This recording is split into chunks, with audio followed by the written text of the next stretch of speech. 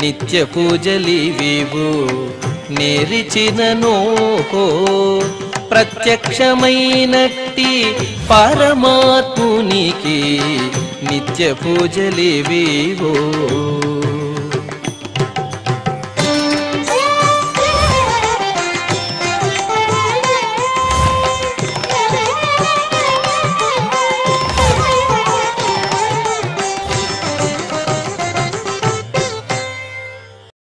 ఓం నమో వెంకటేశాయ.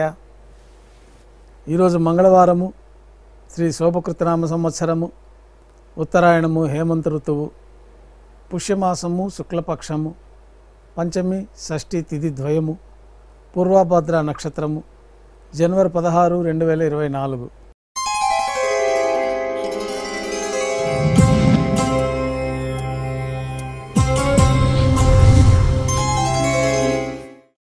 మాధ్యాహ్నిక ఆరాధనలో భాగంగా బంగారు పంచపాత్రలో శుద్ధ జలాన్ని నింపుకొని ఉప్పుసారములు సమర్పించి అష్టోత్తర శతనామాలతో అర్చన నిర్వహించిన తర్వాత మాధ్యాహ్నిక నైవేద్యంగా అన్నప్రసాదాలు, పన్యారాలు నైవేద్యంగా సమర్పించి భక్తులని సర్వదర్శనానికి అనుమతిస్తారు.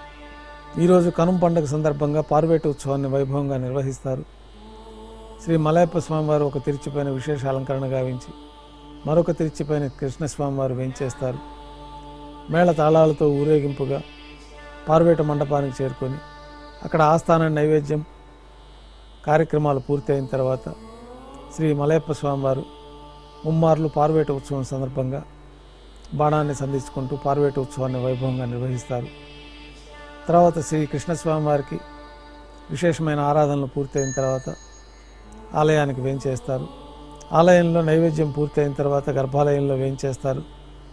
వెంటనే రాత్రి తోమాల సేవ ప్రారంభమవుతుంది. ఉదయం సమర్పించిన పుష్పమాలికలు సల్లింపు చేసుకుంటారు.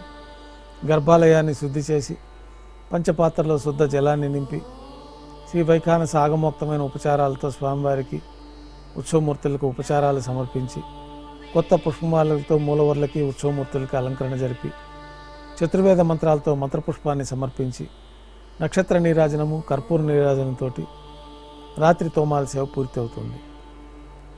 అష్టోత్తర శతనామావళితో అర్చన జరుగుతుంది.